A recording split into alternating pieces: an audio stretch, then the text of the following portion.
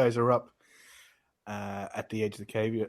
Luke has finished his short rest, his meditation, and he's had a look, and he's just passed on the information to you that it is an ancient Nord, and it seems to be sort of maybe not a tomb, but seems to be some. It's definitely a name of somebody, Ragtime the Long-Sighted, and this seems to be the entrance into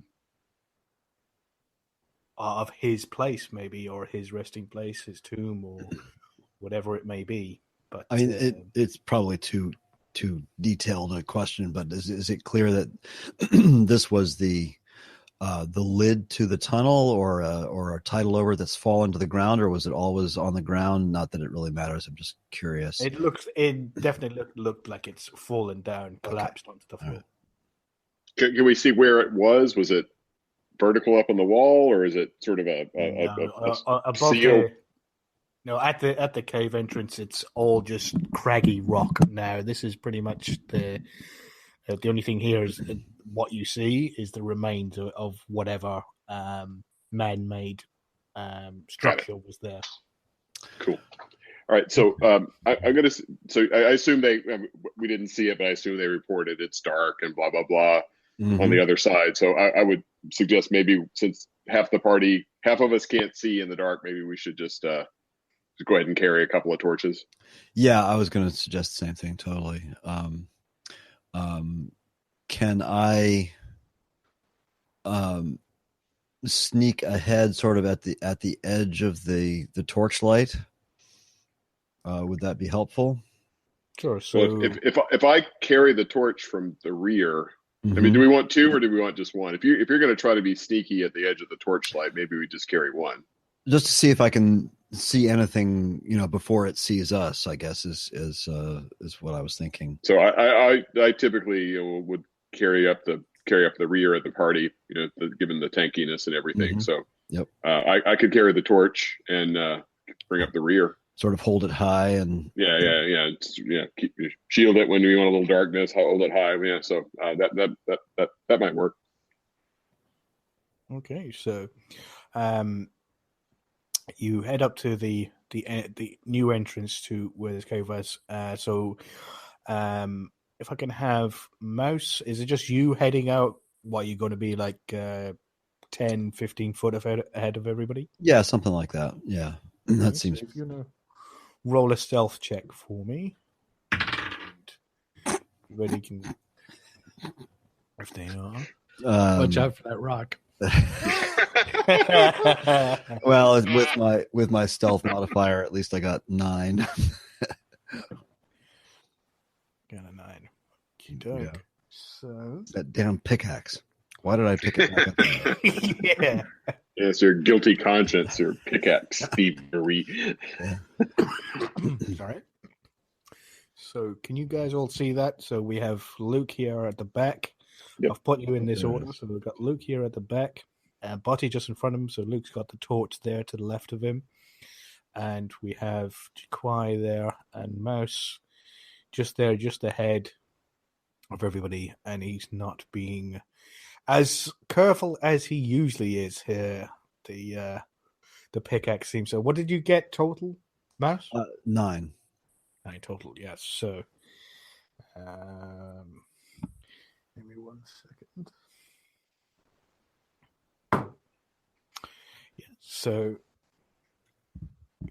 Yeah. So as you can see pretty much this with where the torchlight is now. That's as much as you can see in the area at the moment. Jaquai, do you want to make? I'm going to sneak forward. Okay, roll a stealth check.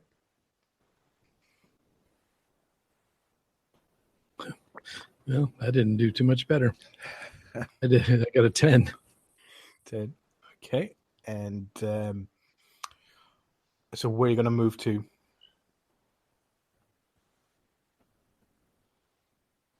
You're going to move past Mouse? Yeah. So if you... Because I can see a little bit further.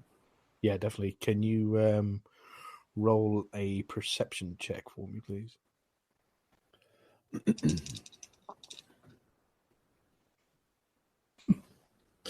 Not much better there. 11. 11.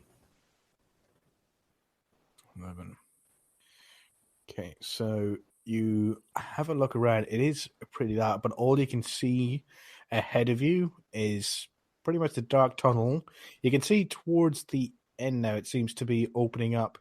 Right at the very, very end of it seems to be some light coming from the very further out. It's probably a good sort of like 60 foot away where this light is. You can see coming up from the other end of the tunnel. But right in front of you now, all you can see is a dark a tunnel with lots of rubble over the floor. So Sorry, 60. what perception? Okay. Yeah. So, what's that? That's 5, 10.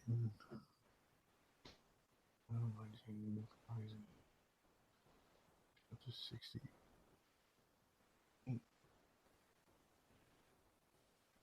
Okay. So, what would you like to do? Well, I'll keep moving forward since. Yeah, I would say let's stay in the There's same some light. arrangement and keep Luke back there with the torch, but moving in the same. Yeah. I'll move up next to Jacquai, and then we'll move forward.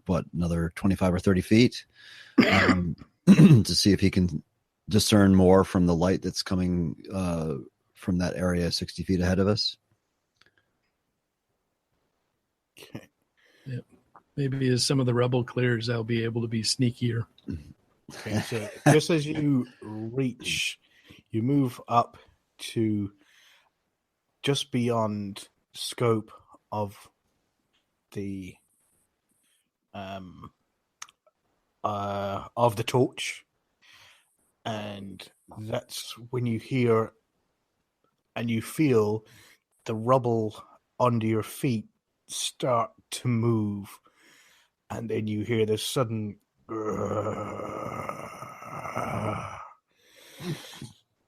what do you do? I don't know, because my map didn't. Jacquai disappeared. Yep, Yeah. Jacquai disappeared. Jacquai, you as you stepped into that area where it's just out of range of the light, again you can just see rubble on the floor, and they go. But as you approach And that feel area, the rumble. you felt the rubble start to shift and move, and you heard. What do you do? So is the light at the end of the tunnel any more pronounced? Sorry, I forgot to say that this gurgling, this like that, it's very, very close. It's just below you. Oh my! It's like probably about 5 foot. It's as if somebody right next to you just let out a very loud belch. What do you do? I'm going to drive my claws into the floor just to see if it's something that's alive underneath me. Yeah, you get down and you start to move some of the rubble away, and then you see 2 heads start to climb and poke their way up from the inside in very ramshackle, disgusting armor. They're not actually skeletons; they're definitely dead, but these still have some like flesh that seems to be dried.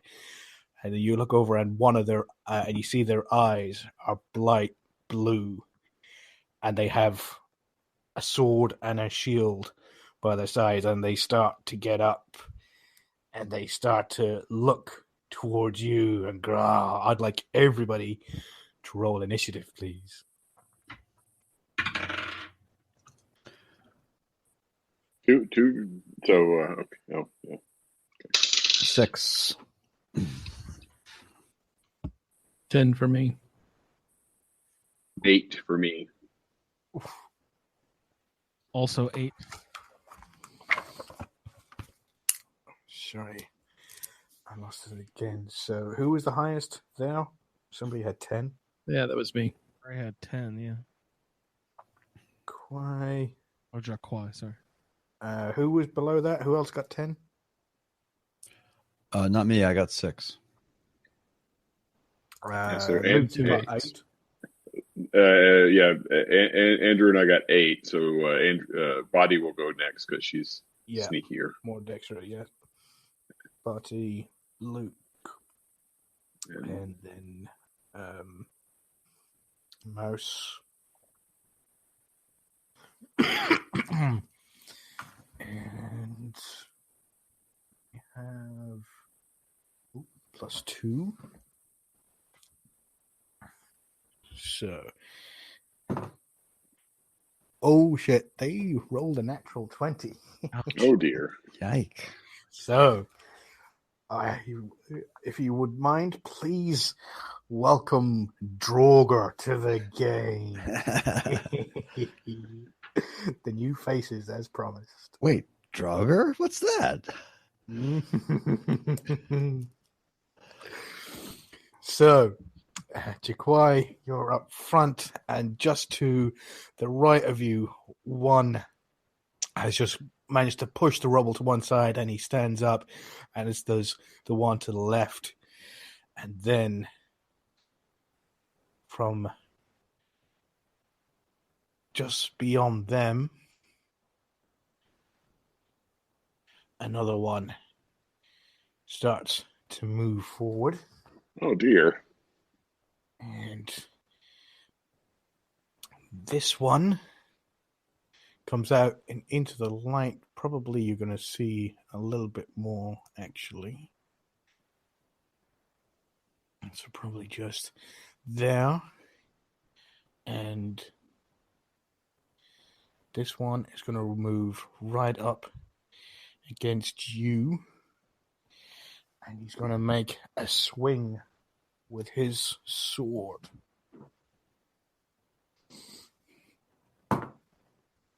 And he rolled, oh shit, that's a natural 19. He has a +4, so yeah, he's definitely hitting you with that. And that's with his short sword, so that is 1d6.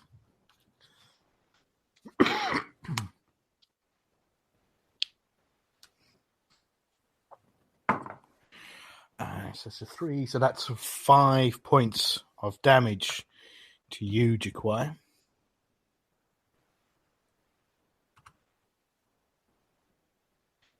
And then this guy here is going to move 5, 10, and now right up against you, Mouse.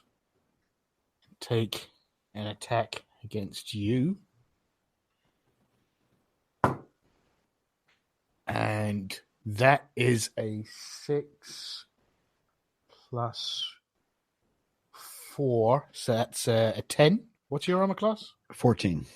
14, yeah. So he swipes at you, and you manage to see it coming in time after sort of like seeing they say it's similar, a slow moving but sort of like definite drive for attack against Jaquai, and you see it's kind of attacks in a pretty similar way, and you manage to dodge out of the way of it. And the one at the back here has got a bow and arrow, and he is also going to shoot at Jaquai. And that's another natural 19. Yes. Definitely hits. Merry Christmas. Is he dead? That's another D6 plus 2. Shit. That's 7 points of damage to Jaquai. Yes.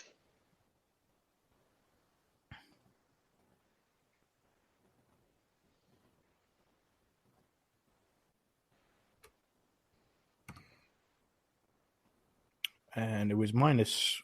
That wasn't right. Your total was 17, so then -7, and it was -5 as well, wasn't it? So Jaquai's looking pretty bad. He got slashed across the chest, and then an arrow came out of nowhere and hit him straight in the shoulder. Going right back. So now, first up is Jaquai. What would you like to do?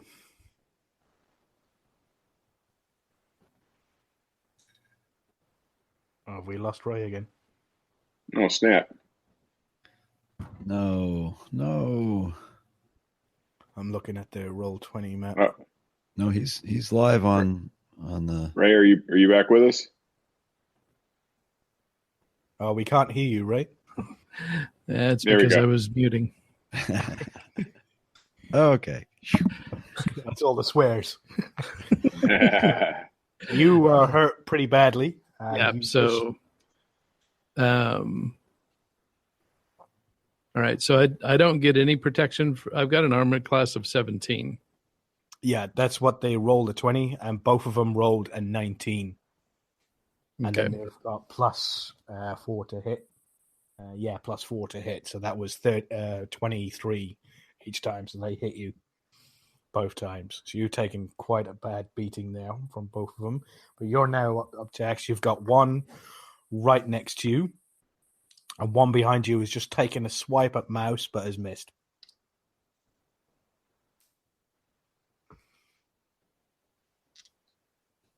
Okay.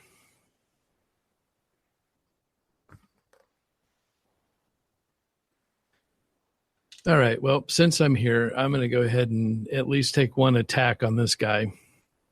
The one that attacked you? Yep. The one right in front of me. Okay. So. And I'll hit him with my claws. Okay. So roll a d20. Right. So that's 13 plus which modifier? Did you roll a 13? Yeah. You definitely hit then. His armor class is 13, so you hit. Okay. So roll for damage, which would be a d6 plus your dexterity bonus. All right. So that's 8. 8 damage to that guy. Are you...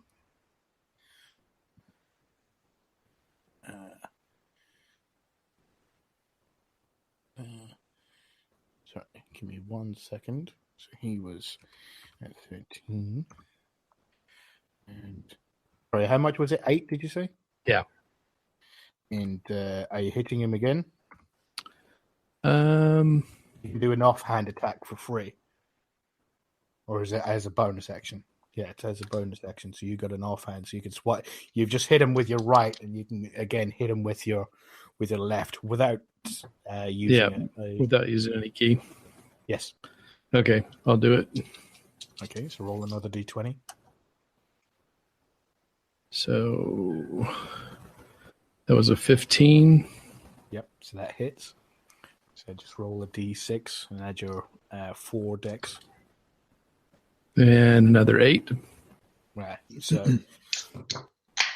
after you see Jaquai take damage, you just see him face off, and the fangs come out, bearing straight down at him, and not even shifting in position, just and slash right up underneath the jugular, across the throat, and you see bits of bone, bits of flesh, dead, rotten flesh, splatter against the wall, and then he comes up with the left and just nearly rips the head clean off the corpse as it falls down flat on the floor, dead. Nice. So you totally annihilated him. Did you want a bonus action? Yeah, so I need to get the hell out of Dodge. Yeah. I will say that you're still in melee range with the because you're new to D&D, I'll let you know this. You're still in melee range with the one that's behind you, even though the one next to. So if you try to move away from him, he has a thing called an opportunity attack. So as you're trying to walk away and get out of melee range with him, unless you have what Mouse has, which is disengage, he can swipe at you as you're trying to leave his range. Basically, what I'm saying is that if you try and move, he's gonna try and hit you.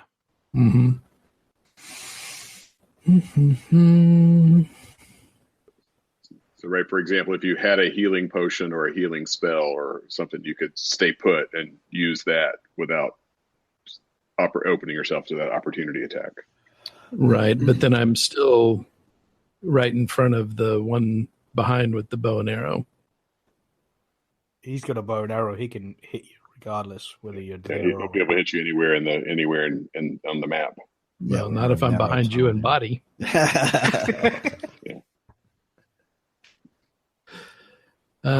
is true.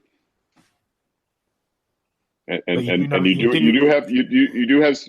have seen your spellcaster friends in the party heal people, so you know there's you're watching the guy at the top as well, that the one that took the arrow shot. He is still reaching back to go and get it. It's taking him some time to get the arrow out and knock the arrow, so you got some time before he's ready to take his next shot.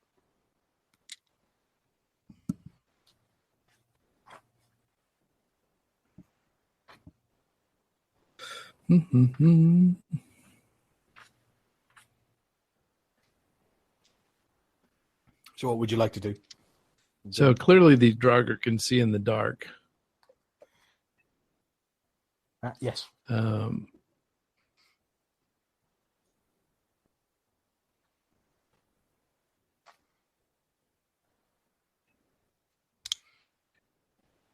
and either one of them are going to be able to hit me. I'm going to still go ahead and dash back and try to get behind Luke and Body. No worries. So that's 5, 10, 15, 20, 25, 30, 35, 40. Yes, you can get in between Butty and Luke. So Luke is actually at your 40 marker there. So you can get in between Butty and Luke and sort of like kind of the same sort of square. All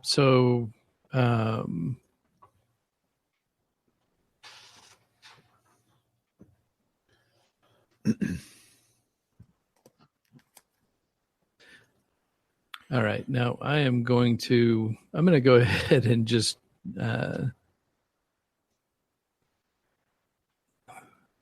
I'm just going to go nuts. I'm going to hit the guy in front of Mouse. I'm going to use a key point, and I'm going to hit him twice. Awesome. With flurry of blows.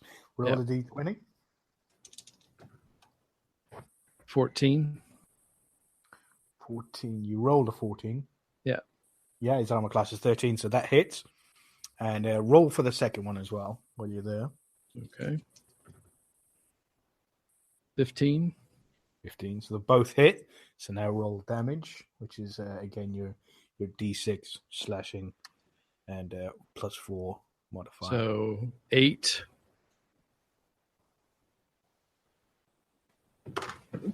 Crap.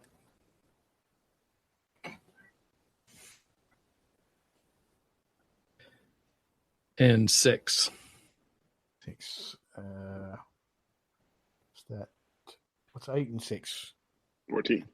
14. Yeah. So he's only got hit points of 13. So nice. In an amazing display of fury and skill and precision with a deftness that none of you's actually witnessed before close hand in combat, Jaquai has just taken out 2 opponents. It was quite a sight to see of how much damage. He comes up after felling the one that has just done so much damage to him. He's turned around, and while you look on, Mouse, he scratches again right through the throat from the side of that one, and then brings up his other one to slash right through the side, spilling all the spleen and the guts out through the side of the abdomen of the other one as it just leans over on yourself, like, you actually see the blue lights of its eyes, its bright sort of like glowing blue eyes sort of like start to burn out and then fade away as it falls down to the floor. Awesome. Nice. Awesome. And it's now Butty's turn. The remaining foes in the room are it's just the Draugr to the back, right? With the bow and arrow now? Yep, it's the one Draugr with a bow and arrow right at the very back. Okay, I have an attack I would like to try to use on him, which is a range of 30 feet. Can I move close enough to be within range of that? 15, 20, 25, 30. So that should be, you're just behind your Quai. So that's 5, 10, 15. Yeah, so if you're getting just behind your Quai or right in front of Mouse where the other Draugr that he killed has just dropped to the floor, he can stand right there. So just in front of Mouse where that Draugr used to be. If I can do that. Yep. So now he's definitely in range of 30 feet of you. Okay. I would like to try to cast a spell, if I might. Tasha's Hideous Laughter. I love that. Go for it. Yeah. It's a first level enchantment. Cast time is 1 action, range of 30 feet. Duration. It's a concentration of up to 1 minute. The creature seen within range thinks everything is hilarious and collapses in a fit of laughter. The target must succeed on a wisdom saving throw or fall prone. The creature with an intelligence of 4+ is unaffected. At the end of each of its turns, and each time it takes the target makes another wisdom saving throw with disadvantage if triggered by damage. Just rolled a 7, and it's got a -1 wisdom. So you all watch as Botty sort of like kind of skips forward and points out, and again she starts, as she's speaking her words, so you see this sort of like green glowing light with golden flecks coming out of her voice and stuff like so as to come out in a sort of like green mist traveling towards this Draugr that's starting to knock its bow. And she casts it. And what do you say to cast this this spell? What do you do? Do you do anything?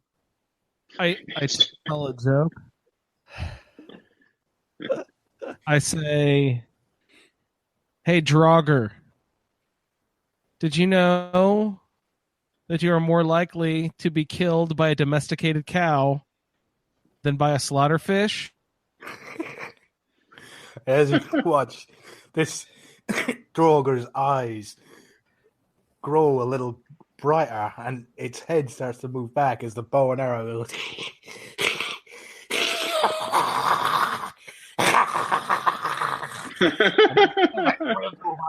And just drops to its knees, and its bow and arrow goes like. It's probably the most disturbing scene you've ever seen. As you open its mouth, you see bits of worm and maggots start to fall out of its mouth as it was laughing so hard, and it's now lying on its back, cackling away. Amazing. Did you want to do a bonus action? You do have your 2 more bardic inspirations if you want to use them. Am I allowed to heal Jaquai? Healing word is a bonus action, so yes. Yeah, healing word. Let's do that. Poor fellow. So what's am I too far healing away word? now? I might be too far away now. Did he move? No, it's got a long range. And he's right next to you anyway. I'm laying there on the ground next to you. That's right. Yeah, let's heal. Let's heal him up. Okay, so that's another spell. So what does the spell say? Healing word. Let's see. Cast time 1 bonus action, range of 60 feet. Okay, right. 1d4. Seen within range regains HP of 1d4 plus my spellcasting modifier, which is charisma, and it has no effect on undead constructs. Okay, so a 1d4. Yeah, so roll that. Okay. Reset. A 2. and add 3 to that, so that's 5. 5. So you heal 5 points. Jaquai? Better than nothing. That's true. Thank you.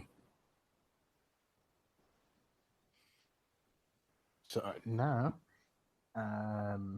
used all your movement to get there. It is Luke's turn. So Okay. Luke, well, go ahead if you know everything that's going on. All right, so I'm gonna move. I'm gonna take my movement, and I'm going to launch the guiding bolt spell at the guy in the back, and I will get a 16 adjusted with that. 16, yes, that definitely hits. Make sure that's right with my bonuses. Let's see. Yeah, 60. You're Yeah, gonna have 16. to roll at disadvantage because he's prone. He's lying on the floor, and ranged attacks against prone has disadvantage.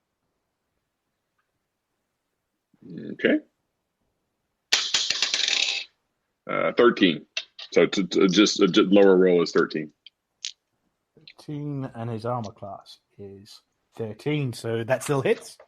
All right. Damage. So he takes 12 radiant damage.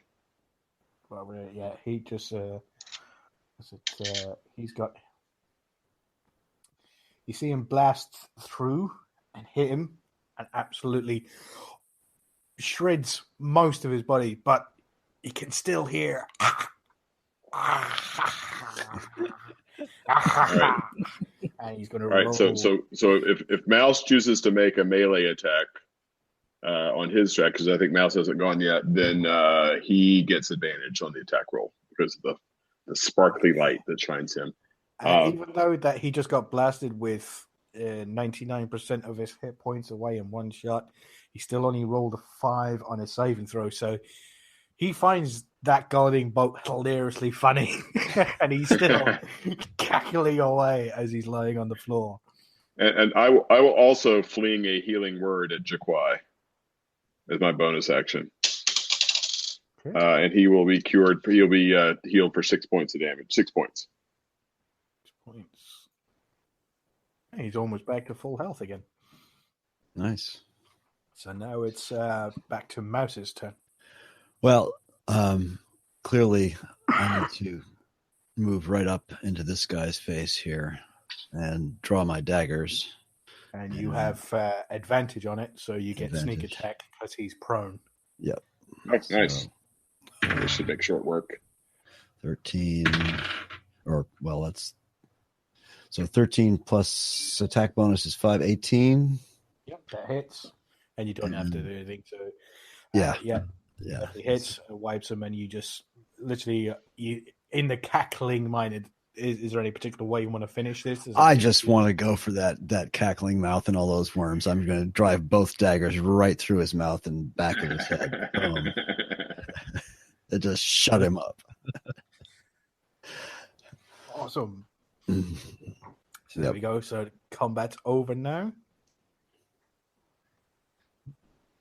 All right. Nice. What would you like to do? Oh, loot.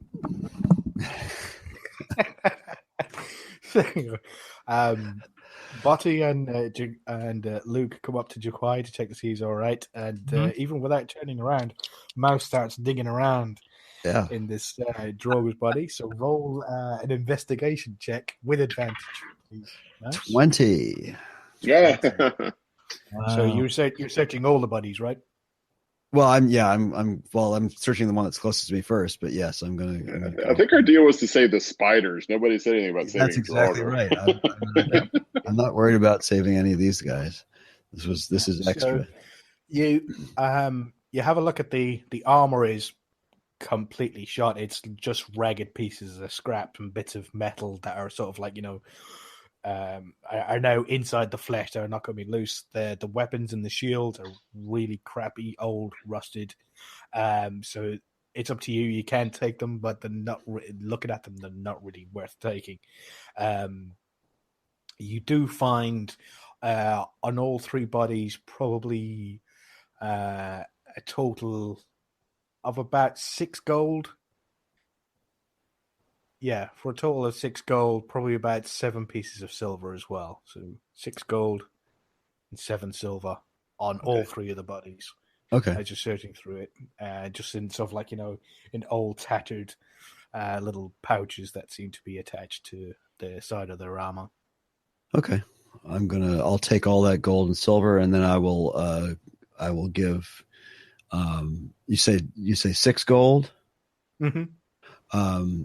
So I'll give all of the, everybody else 2 gold each, and I'll keep the silvers.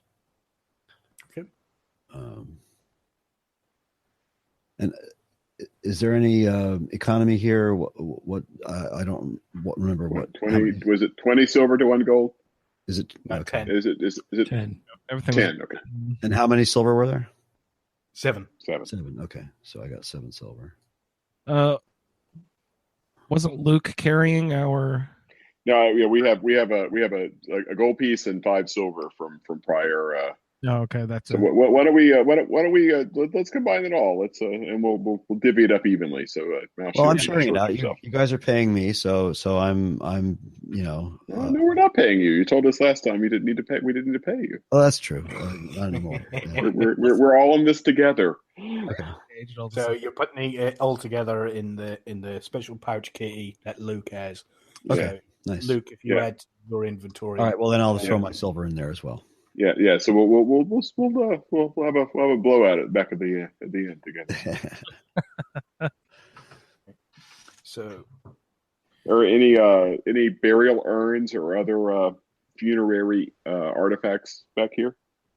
no, everything pretty much in this tunnel has been pretty much destroyed. It looks like something pretty shaken up had happened in this tunnel area and had crushed all of these gentlemen inside it, and that's what died. And it got risen up again when you entered into the area. Off in the distance, just in this sort of area here, this is where you see the light coming from another chamber just up ahead. That's right. There's more. Assumed So, Jaquai, are you with those 2 healing spells? Are you back close to 100%? Yeah, I'm just 1 point short. If somebody could just help me snap this arrow out of my shoulder. The body's closer. I just looted the body right in front of you, so I'll give you a hand with that. We'll snap off one side and then pull it out the other side, and then yeah, exactly. Yeah, that'd be good to go. Magically heals itself there. Yeah, it'll still be a little sore, but yeah, it's better than catching it on a wall as we're crawling through the cave. So I guess I'm going to sneak forward to at least the limits of the light and see what I can see up there. Sure. So if you want to roll a stealth check for me, please. And I assume you're heading up here. Yes, up there. So that's, let's see, do the math, 23. 23, oh yeah. With 16 plus 7. So, give me 1 second. Colin, do you control the torch? Because I think we'll have the torch up. I mean, because so Mouse is up at the tail end of the the north end. Yep. So up here. But there's light up there. That's what I'm. That's so. So maybe we leave the torch in the middle of this one, and then we all kind of.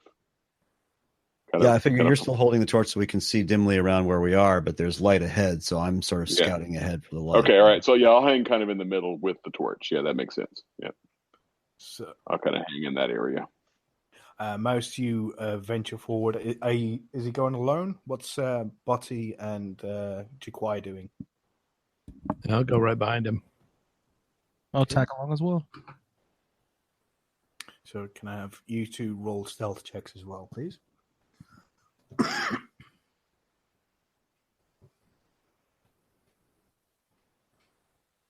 13 for me. Oh, 7. Yuck.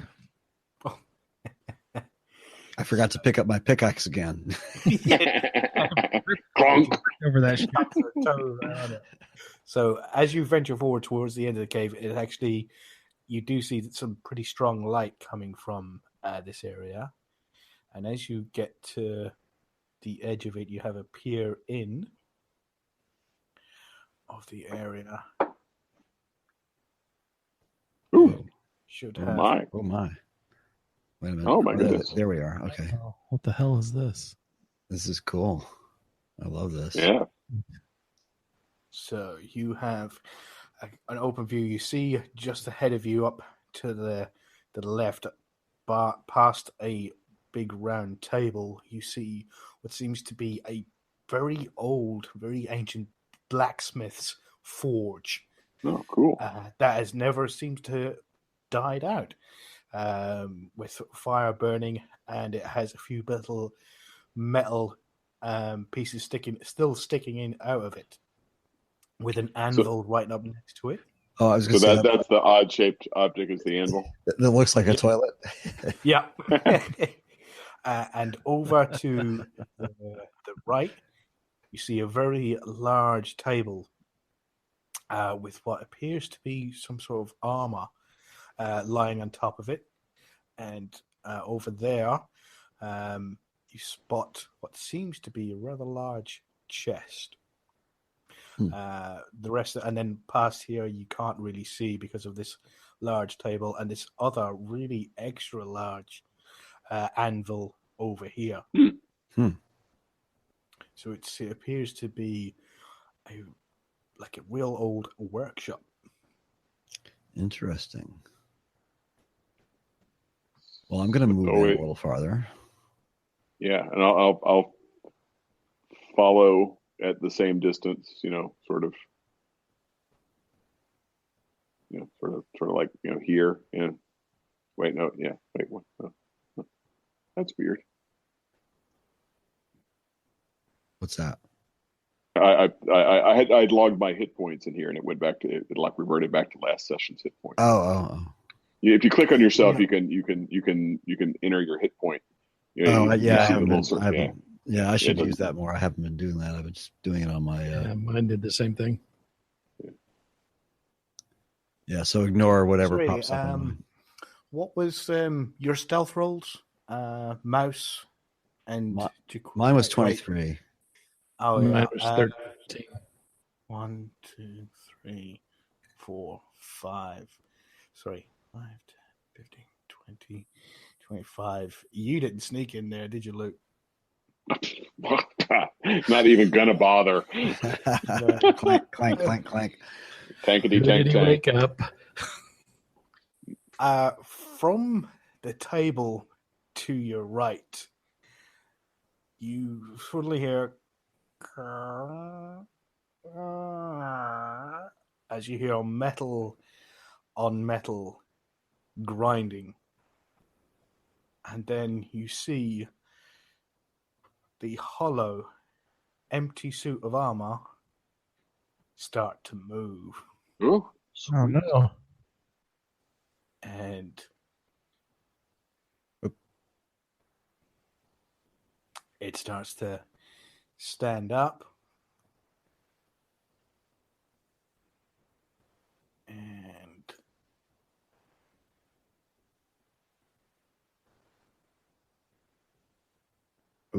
get up at the edge of the table. I would like everybody to roll initiative, please. Nice. Oh no! 5. Oh, 11. So, have we got anybody above 15? No. I am 15. Okay, so we got Jaquai. And anybody 10 to 5? Yeah, at 11. I'm at 5. Okay, so we have Luke. And so you've got 5, Mouse. What do you have, buddy? 3. Mouse. And Butty is last. And what does my friend have? He has no bonus. And he is 10. So he goes the same time as Luke.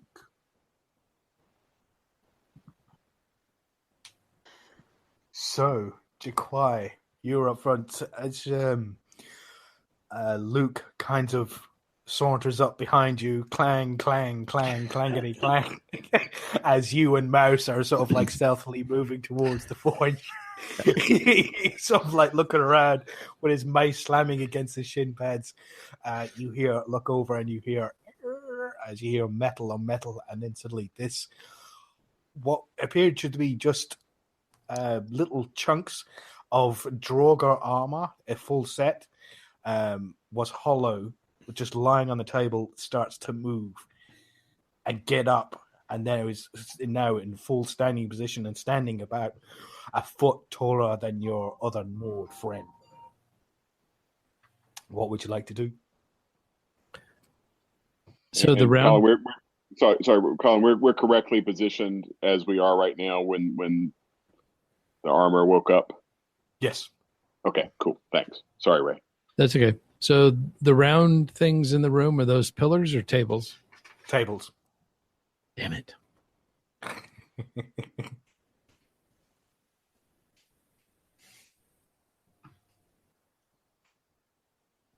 Okay, so I am going to, let's see. All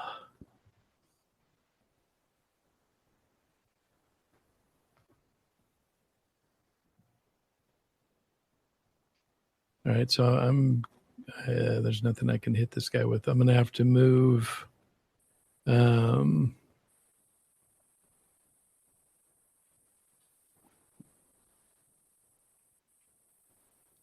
I'll move over here behind the table.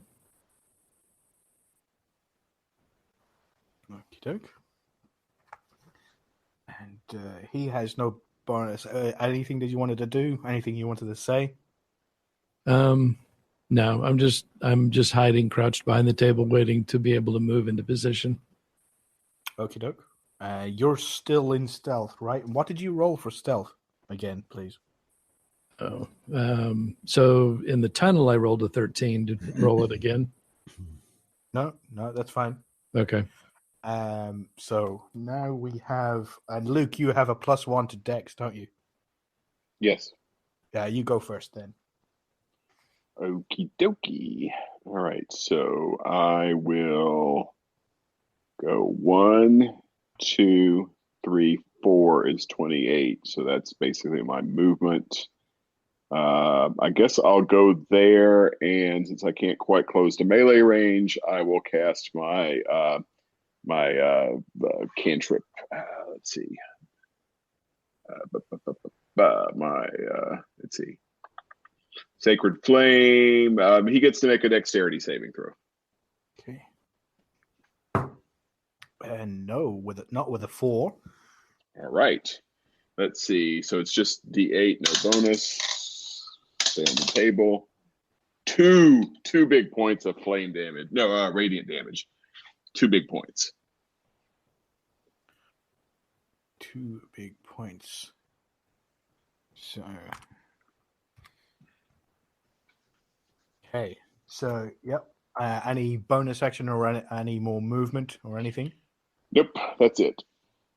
Okay, so after you make that move, you hit him, and he decides to move 5, 10, 15.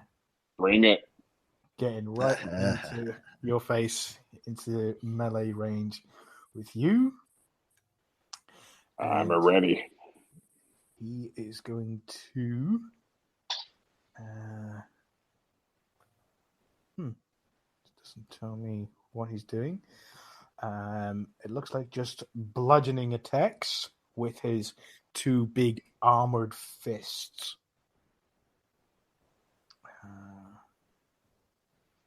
And he rolls a 2. So Yes. he comes straight up with his fists and slams them down right at you, but you manage to hold strong, pull your shield up, and just let him bounce his fists off, taking absolutely no damage or whatsoever.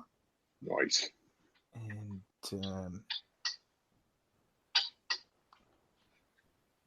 next up is Mouse. Okay, so I am going to move, let's see, 7, 14, 21. I'm going to jump up on this old sarcophagus here. Yes. And pull my daggers out. I assume since I rolled 23 stealth that he's still unaware of me. Do I get a sneak attack on him? If you're attacking now, yes, he did not notice you. He noticed Luke walking up. All right, so I'll roll twice for my attacks here. 14 plus 5, 19. And 19 and 9 on my attacks for my daggers. So the first one hit with the 19. Second one did not. Okay, so hang on. Let's D4 here. Oh, let's see where it came up. Landed on the floor, and it is a 1. So that's 1 piercing, and then I get a D6 for a sneak. Yeah. And that's a 4 plus proficiency on the sneak attack. I have. You don't get proficiency bonus. I don't get anything. Yeah. Okay. Or dex bonus. Or anything. Yeah. Okay. So a 4. 4 total. 5 total. Yeah. 5 total. Yeah. Okay. Oh wait, I'm sorry. It's dexterity, but no proficiency on damage. On damage. Yeah. So I'm sorry. So it's 3. It was 1 plus 3, so 4. So 8 total. 8 damage total. Yes. Okay. So what you told me? So that's another 3.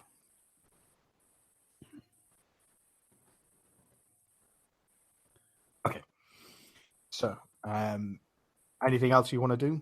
I definitely want to dodge out of the way behind him. So disengage. Yeah, disengage. Yes. Or can I only disengage and stay where I am? Is that the rule? Well, you can disengage and move away. So a dodge is sort of like you. Right. Sorry, wrong terminology. Yeah. But what I want to do is, if you want to move away from him, you want to disengage. Right. And then sort of like step away so you're not in melee range with him. Yeah. So I'm going to move to, I believe, there and turn to face. Okay. So I'm behind him now. Yep. Perfect. So it is now Butty's turn. Okay, I have no idea if something like this is allowed, but I'd like to try something fun here. I have a spell called Unseen Servant, and this servant can light fire. So I would like to try to light a fire underneath this thing's feet to see if I can give it some fire damage.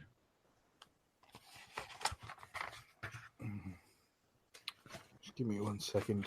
Can you... Not allowed to attack, but is that really an attack? Does it tell you the cast time of Unseen Servant? Cast time 1 action. Action. Okay. So you can action it. Roll an intelligence check. Rightio. Sorry, that must be insulting to you. 18. 18. You will know that he's made of metal. It's just a metal armor. He's on a stone floor next to a stone table, and literally there's hardly anything on fire here. The only thing that's seems to be flammable is in the actual forge. There's no wood around here or anything like that.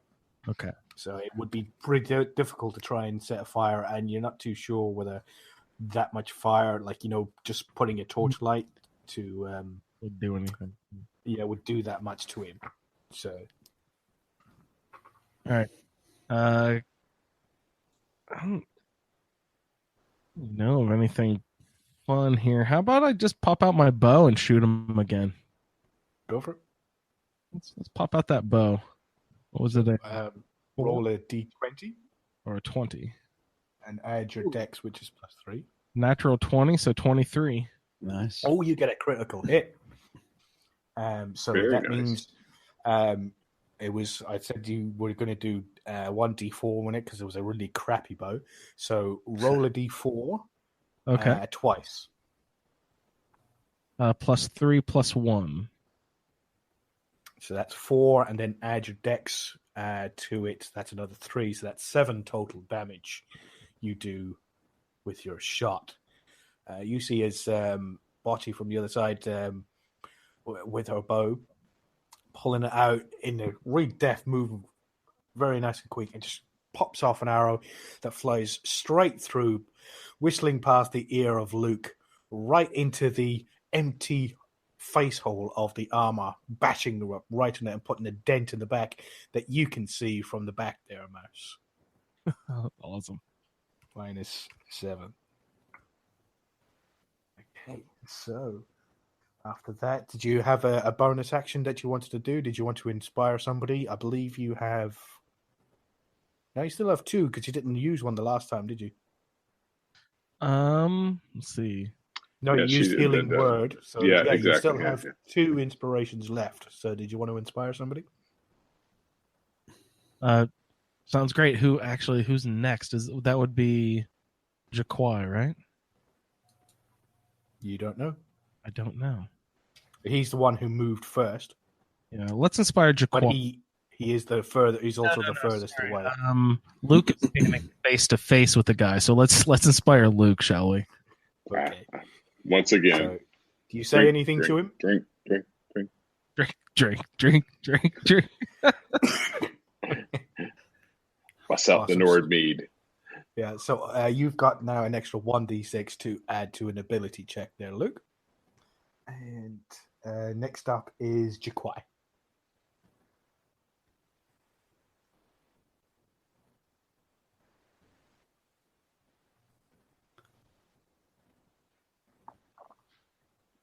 Ooh.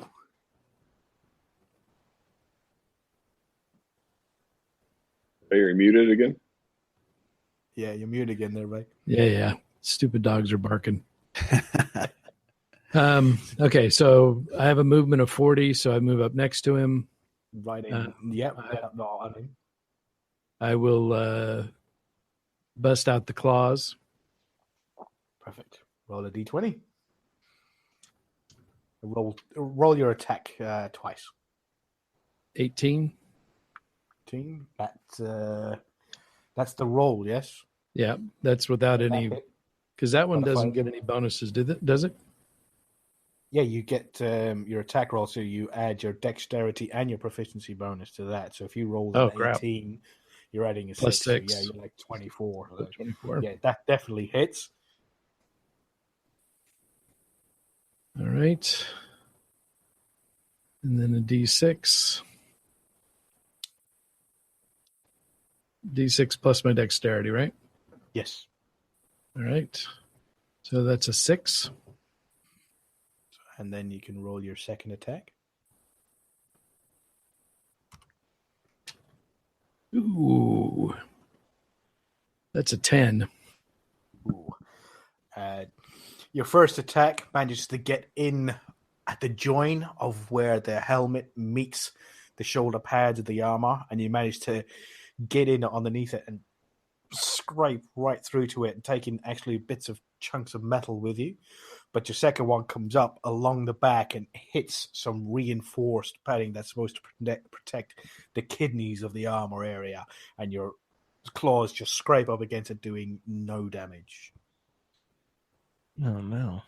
Dang me. Well then, What would We you better like to do? key up.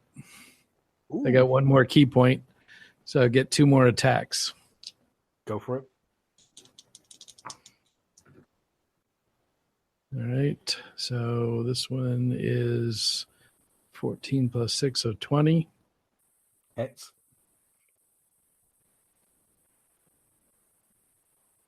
And a 4, so 8 on my attack on the first one, Okay.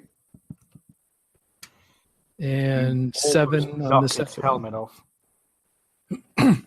And then a 7 on the second one. On the attack or the damage? The damage. Did you roll for the attack on the second? Oh, sorry. No.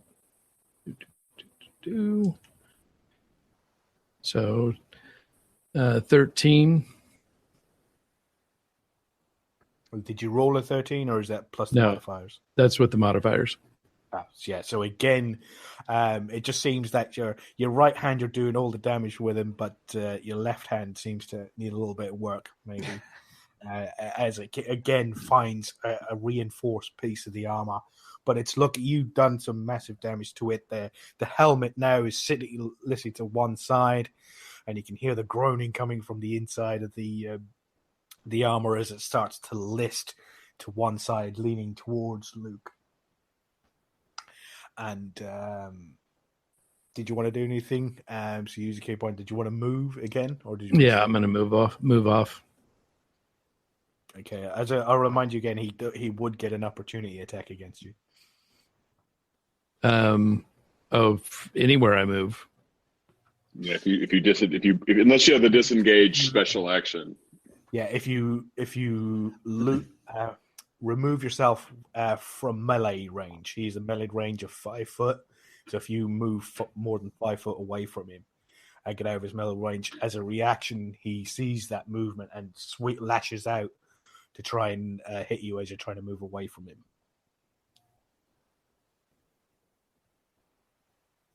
You could circle around him, no problem, but as soon as you try to get out of melee range with him, he would probably swing for you, seeing as you've done all that damage to him. But I could move directly behind him. You could, yes. You could circle around him. Yep, there you go. Okay, that's what I'll do. Okay, and it's back round to Luke. And Luke, you just saw Jaquai again just swoop in and decimate an enemy. He starts to do his you keep on looking at his left hand. Does need some work, but that right straight of his, it does some serious damage. So he's got the red right hand. So all right, so yeah. I will see if I can with my right-handed mace see if I can add to the damage here. Just take a swing and stay on the table. I get a 20 adjusted. So let's see. The Bardic Inspiration is. It's all right. You hit anyway. Yeah, I was going. Yeah. You're not supposed to tell me. I'm not going to use the Bardic Inspiration because I think a 20 will hit. So I will roll my D6. And max out. I will do 10 points of damage. Which is just enough, as he only had 2 points left. Nice. And you see as Luke springs down the mace, fury that you haven't seen much of, just crams it down, straight down on top of the the helmet of the armor as it bends inwards and crushes and actually knocks half of the helmet inside of the chest cavity of the hollow armor, and the armor falls flat down to the floor. Nice. Poor Ragtime. Go team. And you are now out of combat. What would you like to do? Loot. I'm gonna examine the armor just to see if it's anything of interest or any note, just from a historical curiosity perspective. I'd like to. I'm sorry. Roll an investigation check, Luke. Our races. We did not do well. We only got a 6 on that, so not good. Yeah, it looks very similar to the armor you've seen the Draugr out in the hallway looking at, but you can't really tell that much different. Whether you do see there's some like Nordic writing, sort of like marking. It's not actually a word, but you don't recognize it. It's on his right shoulder and on his left shoulder. It's on both shoulders, and just like a little mark. You know it's ancient Nord, but you don't know what it actually means. And you can tell me if there's. I'm while Mouse is looting, I'm going to sort of make the rounds of the place, sort of doing. If there's anything that's worthy of a check or anything, you can let me know. But I'm going to look at everything really closely because this is pretty interesting. Yeah. So but I'll let Mouse go on with the looting if there's nothing to well, to Mouse investigate. is definitely going to go over to that chest and see if it's locked or not. Yeah. So make an investigation check. Oh, whoops. Sorry, I got myself out of the wrong. That's a 6. 8. Sorry, 8. Well, you try it, and it's definitely locked. I will have to say, going forward, if you have to declare if you're going to check for traps first, and then if you're going to check to see if it's locked. So going forward, always remember that you need to check for traps first. It's not trapped, but you do test the lid, and it is locked. Well, I do have lockpicks. Okay, so do you want to make a tool check? It's, yes. You got proficiency with it as well, so that's a D20 and your doohickeys. And what's the modifier for that? Dexterity. Oh God. 6 total. Yeah, I don't have any other. Let's see. Yeah, it's just 3 plus 6. There's no sleight of hand or. Did you say there was a? No, if you I have proficiency. Oh, plus 2, so it's 8. 8. No, you have a good old jiggle at it and moving it from left to right, and then suddenly you just hear a ping. Yeah, as the lockpick snaps off each side. Curse. Butty and Jakoi, what are you doing at this moment? Watching Mouse break lockpicks. Butty's looking around for a sandwich. Make an investigation check, Butty. Oh, sweet. 9. 9. You venture over to the table. There doesn't seem to be any food or anything like that. Loads of iron filings on the floor and things like that. You walk over to the forge. You got a couple of metal things like there were half made swords of some sort in the forge. But no, you don't find any sandwiches, I'm afraid. With because it's quite a simple lock on it, Mouse, make a straight dexterity check to see if you'll be able to remove the remnants of the pick that you broke off inside the lock of the chest. 15. Yeah, easy enough. You managed to get a pair of tweezers out from your locksmithing tools. Yep. And or pliers I have. With another pick, you managed to shift the remnants out of the lock and able to pull out the old one. So if you make a second lock picking tools check. Oh, let's see. That's 19 plus, so 22. Yeah. So. Yeah, definitely. So without ease this time, you know where you went wrong the last time, and you managed to swivel around, come at it from the different angle, and click, and the chest opens up, and you have a look inside. Mm. Inside, you find 37 gold pieces. Nice. 18 silver pieces. Nice. And 4 copper pieces. I'll go to Luke's pouch.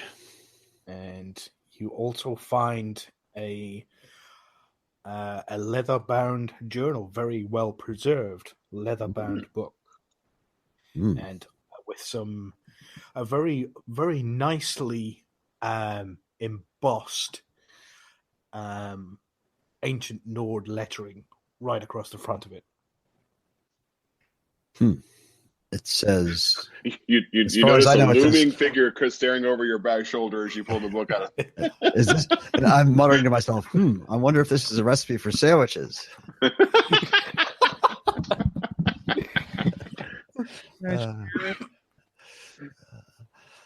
So I hand it to Luke to see if he can translate. Yeah, and before opening it, see if I can make sense out of the runes or on the cover. On the cover, it's lettering on the cover of the book, and it simply states what you read outside: Ragtharm the Long-Sighted. Okay, sweet. So I'll open it. You open up, and it's all written in ancient Nord, and it kind of like begins and sort of like where he's it's finally begun. I can't believe the generosity of my great lord. And you see where he says great lord, and then after it you see these other symbols that are not ancient Nord, and there seems to be sets of 3 of them. You can't make them out. There just seems to be scratches and dots after each other, but they seem to be in groups of 3. But then he continues saying that for gracing me with this magnificent forge, I will make great use of it for the glory of, and again, the glory of our Lord. And then again, it's got these different markings, these scratches, and they're set out in sets of 3 as you're moving along. Roll an history check. I have history proficiency, so that's definitely the place I would go if there's any chance it's going to work. Busted! Total of a 6. Yeah, you don't recognize. Oh wait!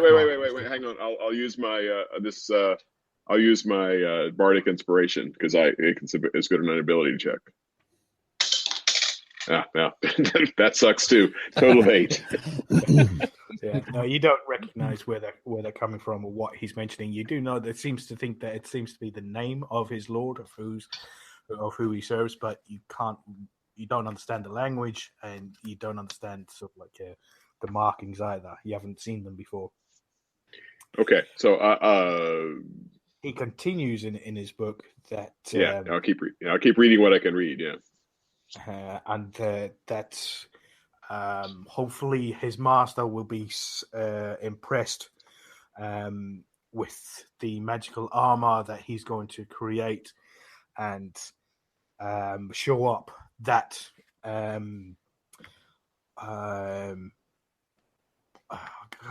trying to think of the word that he would use, that glory hunter Haldir, that scumbag, thinking that he just because he can split himself into 3 different people, he thinks he's all that, but he's not. And he goes on, and then it starts to descend into sort of like, how much he hates Haldir, and anybody can create a magic spell, and he's like, he's useless and he's scum. And he goes, and this armor he's going to have put on all of the lords, servants and soldiers, and it'll going to make his army the greatest of all time. Oh, burn! Nice. So is this like 10-page journal, 50-page journal, 100-page journal? Like, how long is it? That's pretty much it. That's as you're reading through it. There's not that much more to it. What did you scored like 20 or something on your investigation check, didn't you, Matt?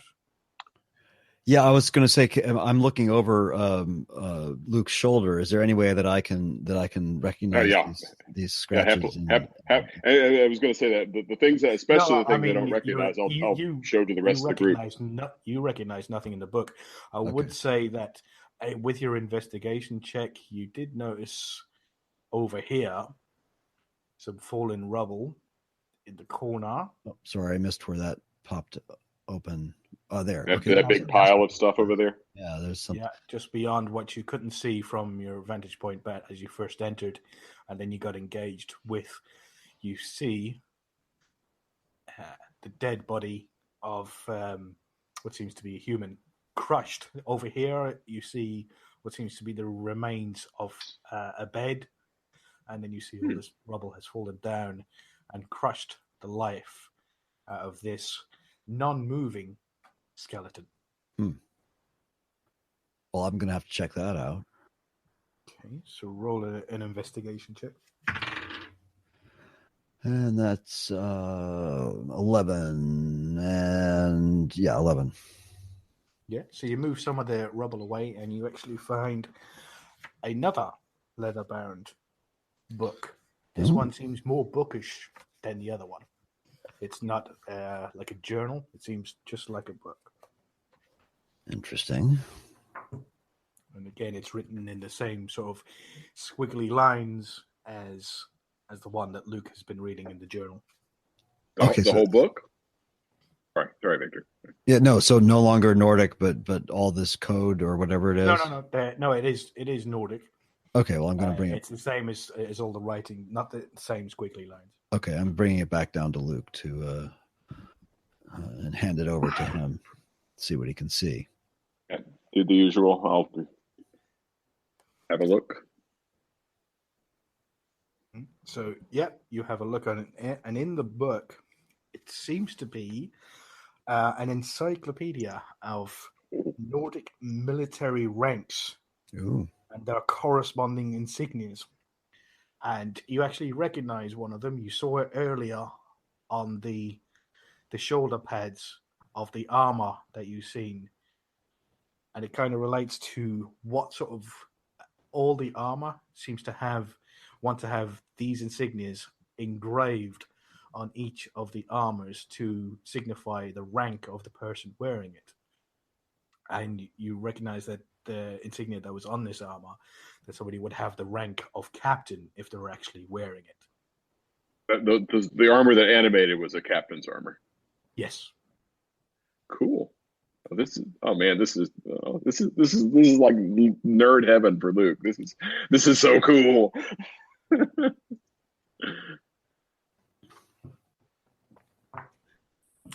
Is there anything anybody else would like to do? Well, I haven't investigated the whole place yet, or have I? I'd like to know about this larger anvil, and I'd also like to see what's around the forge, if there's anything left to look for. There's not that much around. You have a look around the thing. It's just tools, so you get tongs and hammers and various sort of like sharpening implements and sharpening stones. And then over near the forge area, you do have what seems to be a half-made sword.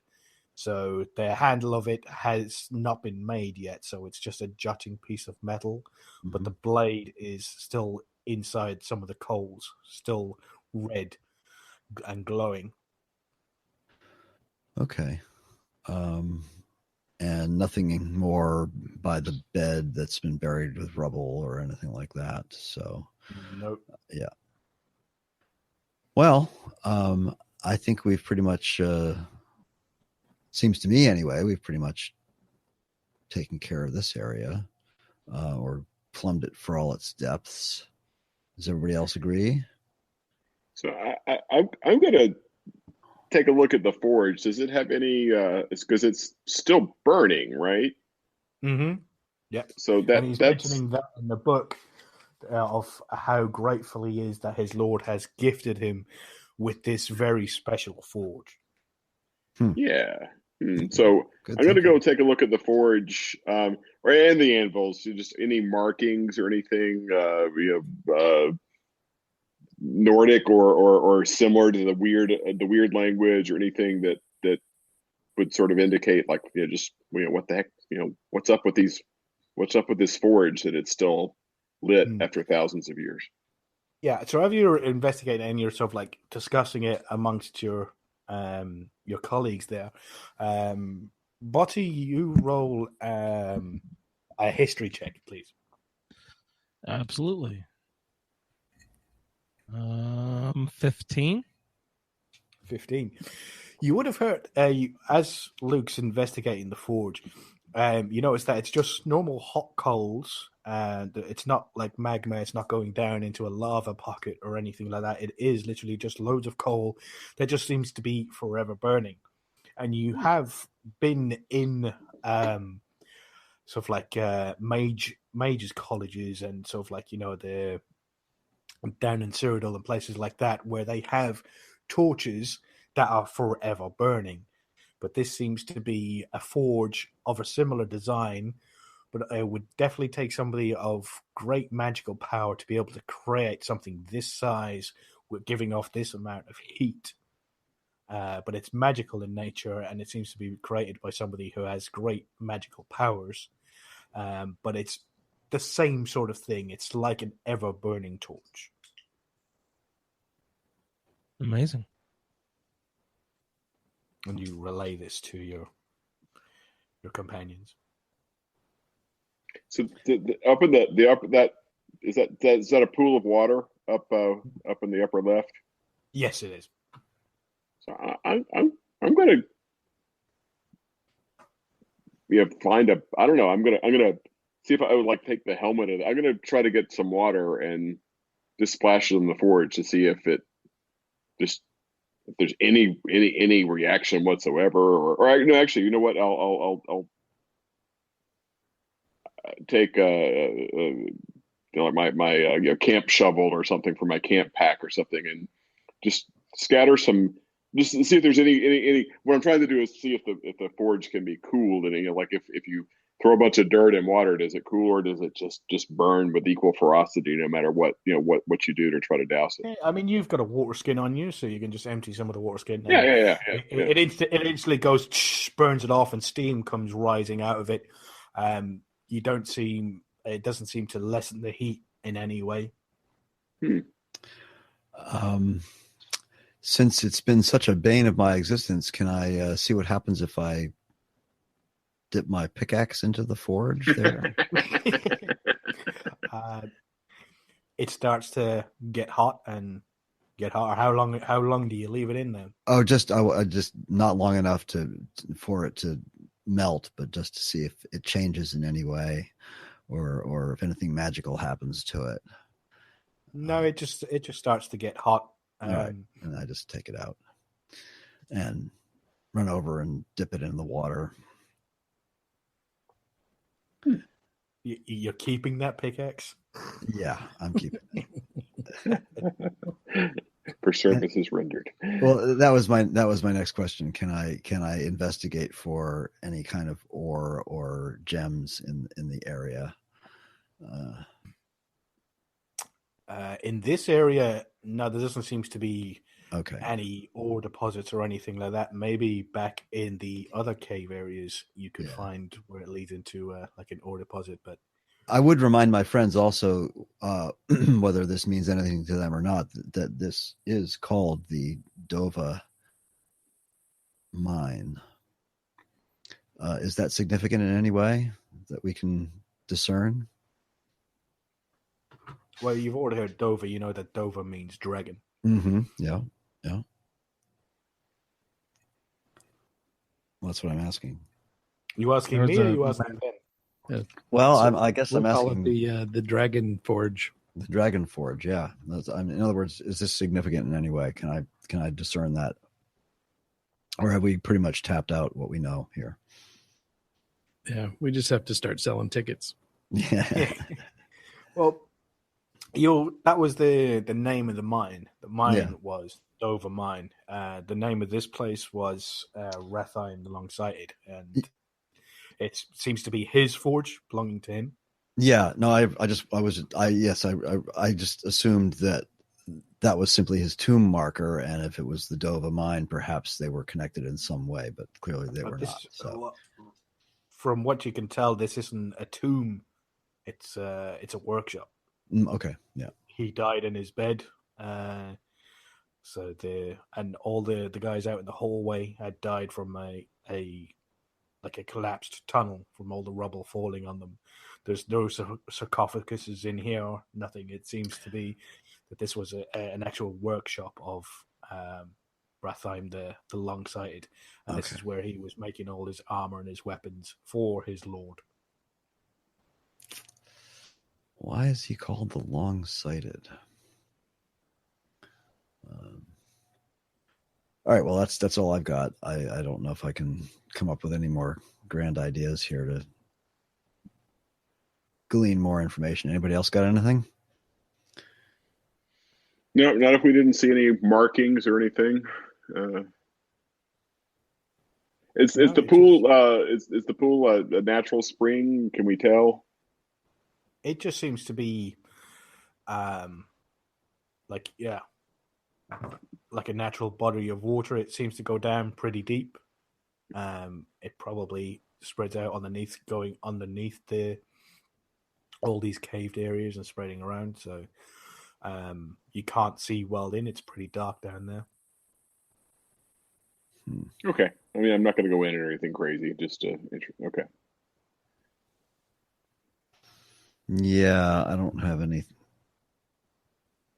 great proficiency in holding my breath or anything like that. So, well, Jaquai is definitely not going in. Yeah.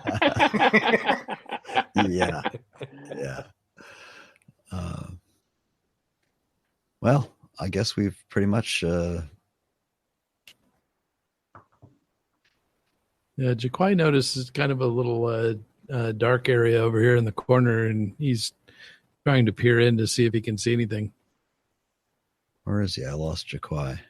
That's just where the oh, there he is. The tile starts turning back into a cave again. It starts to broken up and sort of like starts to dissipate and goes into the wall. So it's just random dirt. And then you got the cave wall over there to the left. It doesn't lead anywhere. Okay. Doesn't seem to be any other entrances or exits from this end of the workshop. Is that larger anvil? I mean, I haven't spent any particular. I mean, I've seen anvils. Probably have blacksmith friends back at home in Cyrodiil. Have I ever? Is that? I assume the sort of smaller anvil close to the forge is more kind of normal anvil size. Is that larger one over on the other side? Is that common? Is that something we would have seen in blacksmith forges other places? Not where you, not any anvil that you've ever seen. No. Yeah. Okay. It just seems to be an extraordinarily large anvil that seems to have loads of different attachments that come out inside in different shapes. So, sort of like you'll have a rounded side on this side that sort of like protrudes out, and this here you got the slightly rectangular shape, and over this side you've got. I'll make a little sketch of it just for since it looks unusual. I'll make a little rough quick sketch before we leave. Just so it looks like it's for armor forging or forming, kind of thing. It sounds like to me. Yeah. Yeah. To be quiet, it's just simply bigger forges or simply bigger anvils.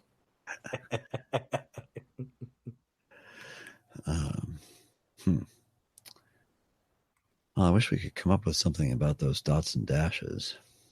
Yeah, I'll. No, believe me, I'm going to spend a lot of time with this. This is very interesting. Yeah. Yeah. So well, I don't know, Colin. How do you want us to just get back to town? How do you want to? Yeah. So if you guys want to end it, if you want to sort of like end it here, you can.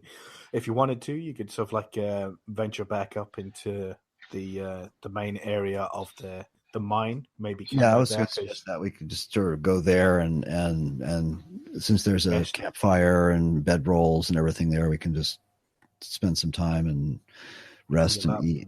Yeah. Restore your spells, because it's with the time that you spent in there, it's probably around about 7 p.m., maybe 7:30. So it's getting dark outside. Yeah. So I'll continue to pour over these books. Just continue to study them, and I assume that the continued study won't help me with those mysterious squiggles, but I'll definitely read through them. Both of them to the extent I can understand them. Cool. Thank you very much, guys, and thank you everybody for listening. This has been Skyrim 10 AD. Thank you for downloading this edition of Skyrim 10 AD.